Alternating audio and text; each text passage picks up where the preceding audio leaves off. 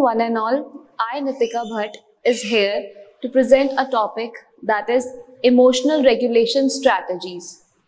So first of all, we'll start with emotion. That what is emotion? Emotion क्या है? हमें पता है emotion एक strong feeling है, जैसे कि जिसे हम बोल सकते हैं it can be love, it can be anger, गुस्सा हो सकता है, fear, डर हो सकता है, गिल्ट हो सकता है, सॉरो हो सकता है. तो ये सब इमोशंस होते हैं और भी कई तरीके के बहुत सारे इमोशंस होते हैं.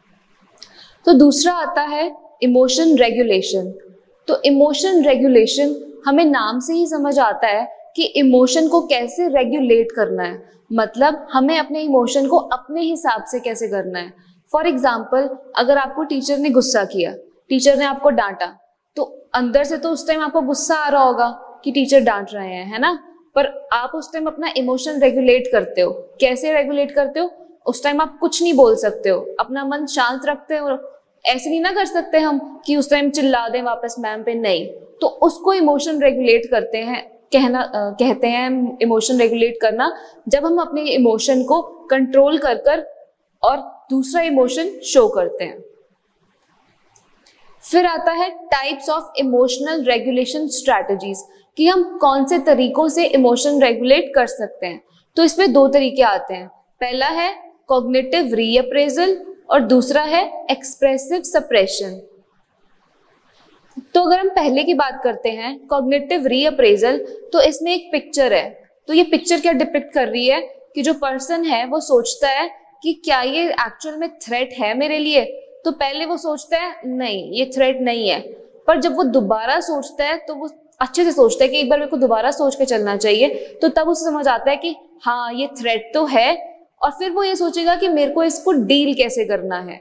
तो कॉग्निटिव रीअप्रेजल का मतलब ये होता है, जब आपको कभी क्लास में टीचर डांटते हैं तो पहला तो बुरा ही लगता है कि टीचर ने हमें डांट दिया, पर हमें हमेशा दोबारा सोचना चाहिए कि उन्होंने हमें क्यों डांटा, उन्होंने हमें हमारे भले के लिए डांटा. इसको बोलते हैं कॉग्निटिव रीअप्रेजल, जब हम पूरी सिचुएशन को दोबारा से रीएनालाइज करते हैं और वो एक नेगेटिव से पॉजिटिव वे में हो जाता है. और it is considered as healthy emotional regulation strategy. दूसरी है एक्सप्रेसिव सप्रेशन.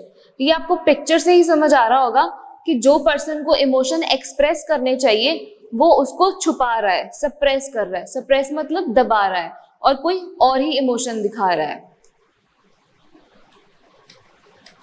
इसे हम अनहेल्दी बोलते हैं, अनहेल्दी इमोशनल रेगुलेशन स्ट्रैटेजीज.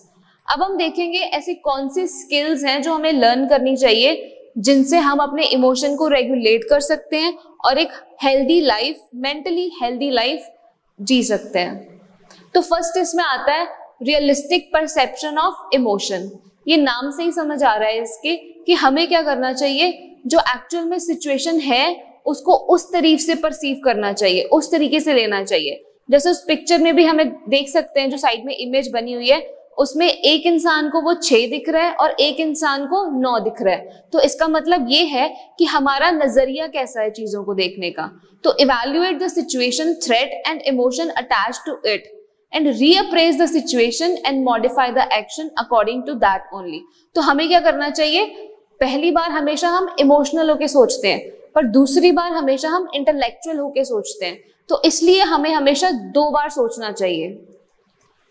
दूसरा आता है इसमें सेल्फ अवेयरनेस. सेल्फ अवेयरनेस का मतलब है कि खुद के बारे में हमें पता होना चाहिए. हमें एक डायरी मेंटेन करनी चाहिए जिसमें हमें लिखना चाहिए कि हमारे गोल्स क्या हैं, हमारे प्लान्स क्या हैं और हमारी प्रायोरिटीज क्या हैं. तो ये क्या होता है, ये एक डेली सेल्फ रिफ्लेक्शन होता है. तो हमें फिर ये देखना होता है कि क्या जो हमारे गोल्स हैं हम उनके अकॉर्डिंग कर रहे हैं. फॉर एग्जाम्पल, अब सब बच्चों को पता होता है हम कॉलेज में पढ़ने आते हैं, है ना, पर हम किसी दिन नहीं भी पढ़ते हैं, पर हमें रोज जाके शाम को बैठ के ये सोचना चाहिए हमारा गोल क्या है, पढ़ाई करना, पर क्या हम वो चीजें कर रहे हैं. और हमें अपने दोस्तों से भी पूछना चाहिए, टीचर्स से भी फीडबैक लेना चाहिए कि हमारा काम कौन सा है, अगर हम पढ़ाई कर रहे हैं तो कैसी कर रहे हैं. इससे क्या है, सेल्फ अवेयरनेस होती है, हम क्या कर रहे हैं अपनी लाइफ में हमें उसका पता चलता है. फिर आता है इमोशनल सपोर्ट. हमें पता है मेंटल हेल्थ बहुत इंपॉर्टेंट है, जितनी इंपॉर्टेंट फिजिकल हेल्थ है उतनी ही इंपॉर्टेंट हमारी मेंटल हेल्थ भी है. तो हमें अपने फ्रेंड्स से, अपनी फैमिली से बात करते रहना चाहिए, जो भी हम जैसा भी हम फील कर रहे हैं हमें सब बताना चाहिए। फिर आता है अडेप्टेबिलिटी। अडेप्टेबिलिटी बहुत ज्यादा जरूरी है। अडेप्टेबिलिटी मतलब जिस सराउंडिंग में जब तुम आ गए हो उस सराउंडिंग के अकॉर्डिंग ही खुद को ढाल लेना अडेप्टेबिलिटी होता है। फॉर एग्जाम्पल, तुम पहले स्कूल में थे, उसके बाद कॉलेज में आए, अब कॉलेज के जो रूल्स एंड रेगुलेशंस हैं उन सबको तुम्हें अडेप्ट करना पड़ेगा, है ना, क्योंकि अगर कॉलेज में रहना है तो वो रूल्स अडेप्ट करने पड़ते हैं। तो इससे क्या होता है, हम अपने में चेंजेस लाते हैं और हम एडजस्टमेंट करना सीखते हैं, जो कि हमारी हेल्थ के लिए, मेंटल हेल्थ के लिए बहुत इंपॉर्टेंट है। फिर आता है सेल्फ कंपैशन। हमें अपनी बॉडी को, खुद को भी कंफर्ट देना पड़ता है। हमें खुद को रोज कहना चाहिए कि yes I can do it. कुछ भी ऐसी चीज नहीं है जो हम नहीं कर सकते। एक इंसान सिर्फ वही चीज नहीं कर सकता जो वो करना नहीं चाहता, उसके अलावा वो सब कुछ कर सकता है। तो हमें खुद को एनकरेज खुद करना पड़ेगा, हमें खुद को मोटिवेट खुद करना पड़ेगा। फिर आता है चेंज योर थॉट्स। तो जब हमें पता है कि कुछ चीजें ऐसी हैं जो हमें जौन सा है परेशान कर रही हैं या हमें अपसेट करती हैं, तो हमें उन चीजों के बारे में नहीं सोचना चाहिए। इसीलिए कह रहे हैं कि चेंज योर थॉट्स। बट उसके लिए आपको पहले ये समझना पड़ेगा कि कौन सी ऐसी चीजें हैं जो आपको अपसेट करती हैं। फिर आता है गाइडेड इमेजरी। गाइडेड इमेजरी एक टेक्निक है जिससे इंसान क्या कर सकता है, उसमें वो एक इमेजिन करता है किसी भी सीन को, जगह को और ऐसे लोगों को अपने साथ में जो चीजें उसको खुशी देती हैं। तो इससे क्या है कि हमें अच्छा फील होता है और हम हैप्पी फील करते हैं। फिर 8th आता है ऑपोजिट एक्शन। हमेशा जब भी हम सैड होते हैं तो हम क्या करते हैं, अगर हम सैड होते हैं अकेले कमरे में बैठ जाएंगे, अंधेरा कर लेंगे और उससे क्या होता है, हम और ज्यादा सैड हो जाते हैं।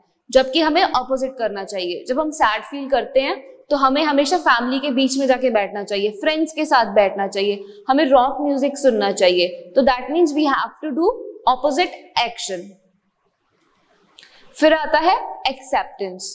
एक्सेप्टेंस लाइफ में बहुत ज्यादा जरूरी है, क्योंकि तुम कुछ भी चेंज नहीं कर सकते हो, खुद में चेंजेस ला सकते हो, पर अगर तुम ये सोचो कि हम कॉलेज में चेंज कर दें चीजें, क्लास में चेंज कर दें या हम अपने दोस्तों में उनको चेंज कर दें, तो वो सब कुछ नहीं कर सकते। तो हम जब चेंज नहीं कर सकते होते तो अपनी खुशी के लिए, अपने पीस ऑफ माइंड के लिए एक्सेप्टेंस बहुत ज्यादा जरूरी है। तो जो इंसान जैसा होता है या जो सिचुएशन जैसी होती है, हमें उसे वैसे ही एक्सेप्ट कर लेना चाहिए। क्यों? For our own sake of mind of peace. Then is confrontation.